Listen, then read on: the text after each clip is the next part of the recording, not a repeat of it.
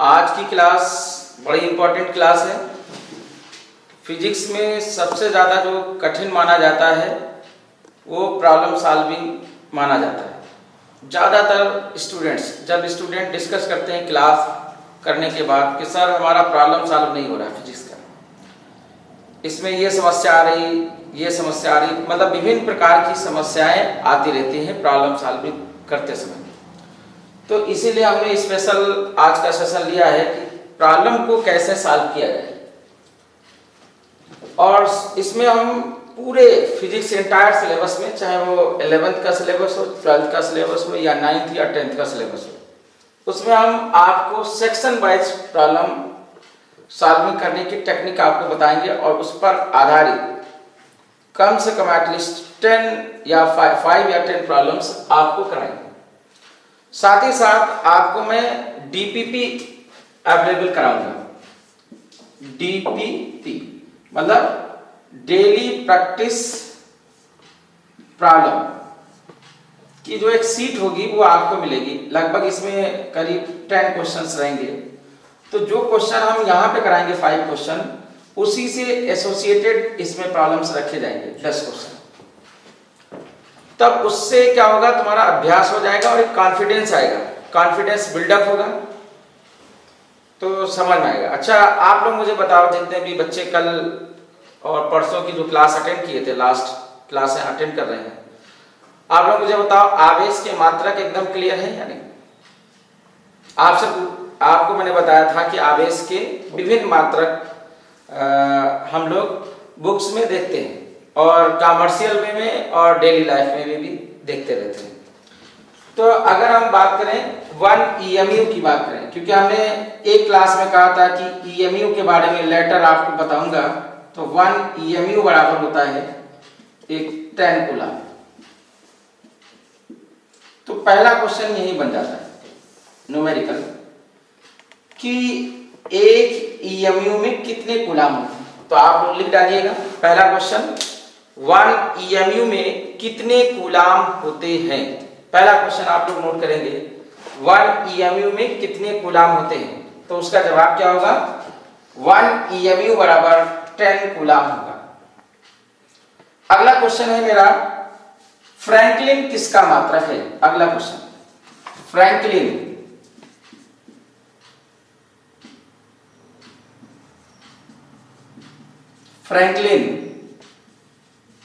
किसका मात्रक है। तो एकदम तुम्हें अजीब लगेगा क्योंकि ये हमने कभी डिस्कस नहीं किया और मैंने क्वेश्चन बना दिया है इसके ऊपर। तो आप याद रखिएगा, एक साइंटिस्ट का नाम है फ्रैंकलिन, और उसी साइंटिस्ट के ऑनर के आधार पर, यानी उसको रिस्पेक्ट देने के आधार पर आवेश का मात्रक क्या रखा गया है, फ्रैंकलिन रखा गया है। याद रखिएगा, फ्रैंकलिन आवेश का मात्रक। आंसर क्या होगा, फ्रैंकलिन आवेश का मात्रक।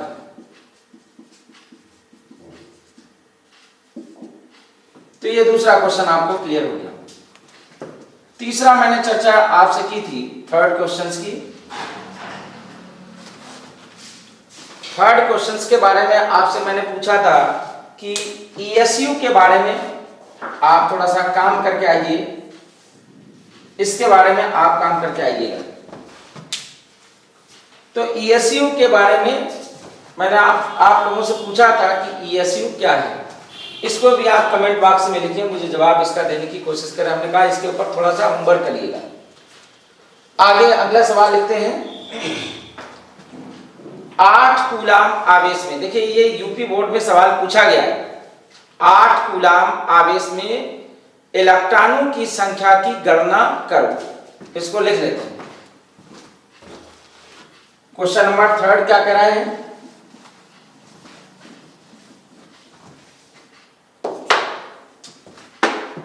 आठ कूलम आवेश में इलेक्ट्रॉनों की संख्या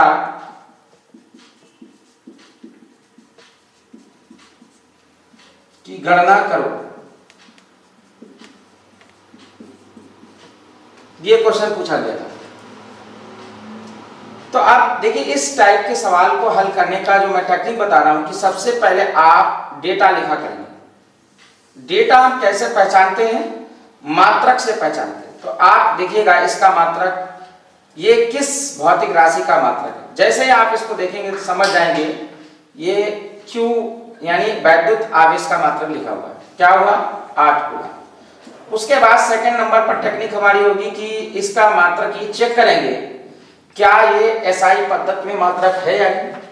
अगर एसआई पद्धति में मात्रक है तब तो ठीक है, अगर नहीं है तो फिर गलत हो जाएगा। तो इसका मतलब क्या हो जाएगा? ये एसआई पद्धति का मात्रक होगा। Is correct. अब देखिए हमसे क्या पूछा जा रहा है, इलेक्ट्रॉनों की संख्या बताओ, यानी n is the question mark. अब इसमें ये देखिएगा Q और n से संबंधित कोई हमें फार्मूला आता है क्या? तो यस, आपको आपके दिमाग में आएगा प्लस माइनस n, ये वाला फार्मूला। लेकिन यहाँ पर पूछा गया इलेक्ट्रॉनों की संख्या। तो इलेक्ट्रॉनों की संख्या अब देखिएगा यहाँ पर 8 कूलम। तो बताओ ये किस प्रकार का आवेश है, धन आवेश या ऋण आवेश?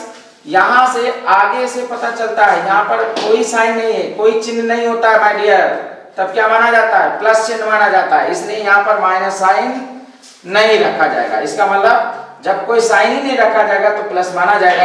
इसका मतलब फार्मूला क्या लगेगा? Q बराबर क्या हो जाएगा? n। अब देखिए Q बराबर कितना दिया? 8 कूलम। n 1.6 × 10⁻19 हो जाएगा। तो यहां से देखिएगा n निकल के आएगा 8/1.6 × 10⁻19। अब देखिए n बराबर क्या हो जाएगा? 8, ये हो जाएगा 80। अब देखिए 10 की घात -19 ऊपर चला जाएगा, 10 की घात प्लस आएगा। आपको मालूम होना चाहिए माइनस जो घात होती है जब ऊपर जाती है तो प्लस में हो जाती है, और नीचे क्या हो जाएगा? 16। तो 16 एकन 16, 16 पंचे 80 हो जाएगा। तो n बराबर क्या होगा? 5 × 10⁻19 इलेक्ट्रॉन्स हो जाएगा। तो ये आंसर है, इसको नोट कर लीजिएगा। 5 × 10⁻19, इसको नोट कर लीजिए। तरह पढ़ते हैं क्वेश्चन नंबर 4। ये कहता है 1 माइक्रोकूलम तथा 4 माइक्रोकूलम के दो आवेश एक दूसरे से कुछ दूरी पर स्थित हैं। वायु में उन पर लगने वाले बलों का अनुपात क्या होगा? देखिए इस टाइप्स के क्वेश्चंस की थ्योरी हमने ऑलरेडी डिस्कस कर ली है आपसे। देखिए यहाँ पे क्या है? 1 माइक्रोकूलम, और यहाँ पे क्या है? 4 माइक्रोकूलम, और यहाँ से क्या है? कुछ दूरी पर ये आवेश क्या है? स्थित है। कहा जा रहा है कि वायु में उन पर लगने वाले बलों का अनुपात क्या होगा। ये जब हमने आप लोगों से डिस्कस किया था तब आप लोगों ने कहा था कि भाई इसमें एक ही तो बल ही लग रहा है, वो बल क्या होगा? स्थिर वैद्युत बल। तो हमने आपको बताया था कि भाई एक बल नहीं लगता है, इसके बीच में 2 बल कार्य करते हैं, यानी एक क्रिया बल, दूसरा क्या? प्रतिक्रिया बल।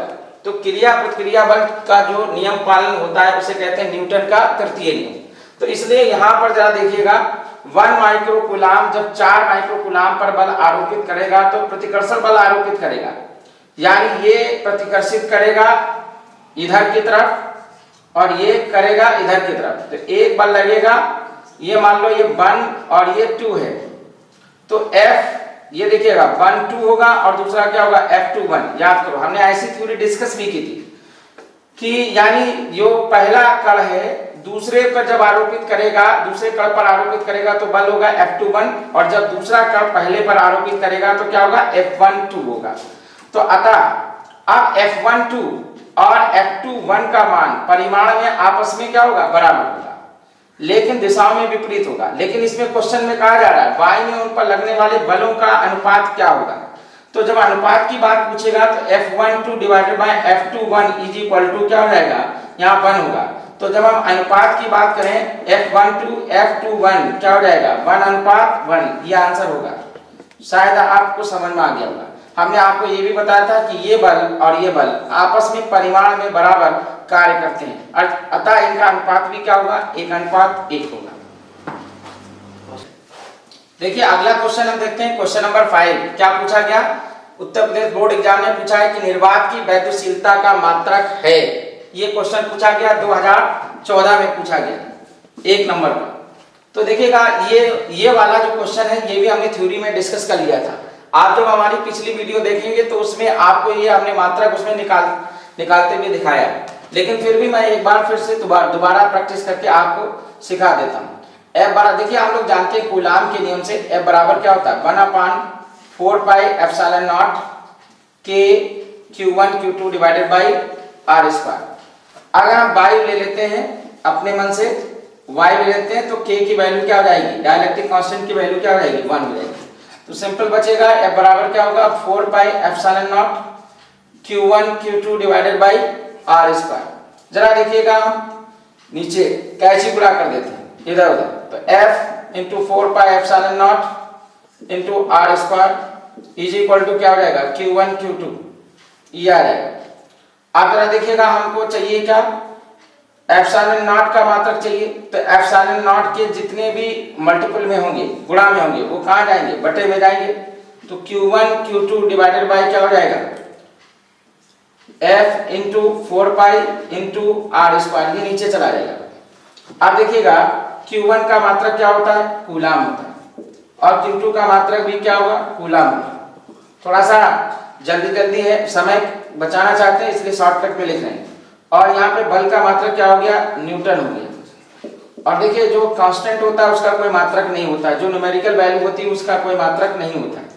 तो यहाँ R स्क्वायर, ये इसका मतलब इसका मात्रक क्या हो गया, मीटर स्क्वायर हो गया। अब देखिएगा एप्सिलॉन नॉट का मात्रक क्या हो जाएगा, coulomb square divided by newton into metre square हो जाएगा। तो आपको बस ये समझना है कि निर्वात की वैद्युशीलता का मात्रक क्या हो जाएगा, कूलाम स्क्वायर प्रति न्यूटन इनटू मीटर स्क्वायर। अगर ये बहुविकल्पी में देता है तो 4 विकल्प में दिए होंगे, उनमें से आपको टिक करना होगा। भाई समझ में आया कि नहीं भाई, बताएं। देखिए क्वेश्चन नंबर 5 क्लियर हो गया होगा, तो क्वेश्चन नंबर 6 की तरफ बढ़ते हैं। क्वेश्चन नंबर 6 में क्या कह रहा है, परावैद्युतांक K के मान का परिसर बताइए। याद रखिए हमने परावैद्युतांक को स्मॉल K अक्षर से लिखा है, और इसके मान का परिसर, परिसर का मतलब रेंज, रेंज का मतलब यहाँ पे आप समझेंगे मिनिमम वैल्यू से मैक्सिमम वैल्यू, मतलब न्यूनतम से अधिकतम की तरफ देखते हैं। न्यूनतम से किधर की तरफ, अधिकतम की तरफ। तो न्यूनतम मान मैं आपको बता दूं 1 से लेकर के अनंत तक होगा। याद रखिएगा परावैद्युतांक K का मान हमेशा पॉजिटिव होता है, ये ध्यान रखिएगा, दिमाग में अपने रखिएगा। तो चाहे विकल्प आपको ये मिल जाए या फिर विकल्प ये मिल जाए तो उस पर आप टिक करिएगा। या मान लो सपोज वो कह सकता है कि परावैद्युतांक K का मान हो सकता है, कोई नंबर प्लस वाला दे दे, धनात्मक नंबर दे दे, 6 दे सकता है, 5 दे सकता है, 7 दे सकता है। तो अगर कोई धनात्मक नंबर देगा तो उस पर भी टिक लगा करके आप आ सकते हैं। क्वेश्चन शायद क्लियर हो गया होगा, आपको बात समझ में आई कि नहीं। क्वेश्चन में एक बार मैं दोबारा रिपीट कर दे रहा हूं। क्वेश्चन पूछना चाहता है यहाँ पे परावैद्युतांक K के मान का परिसर बताइए। तो जब परिसर पूछेगा तब हम आपको बताएंगे 1 से लेकर के क्या इनफाइनाइट, यानी K का मान सदैव क्या होता है, धनात्मक होता है, K इज ग्रेटर देन 0। तो चाहे विकल्प में आपको ये दिखाई दे या विकल्प में ये दिखाई दे, आपको टिक यही लगाना है। कभी कभी क्वेश्चन बदल देता है और ये पूछा जाता है, सन 2015 में यूपी बोर्ड के पूछा गया था कि परावैद्युतांक K का मान हो सकता है, तब उसमें विकल्प आपको ये दिया था 2015 वाले पेपर में, ये 6, तो इस पर टिक लग जाना चाहिए। विकल्प बाकी सभी मान, एक 0 दे दिया था, एक -1 और एक -5 और एक 6 दे दिया था। तो आप बताओ कौन सा विकल्प सही होगा, 6 वाला विकल्प सही होगा, बाकी विकल्प नहीं सही हो सकता।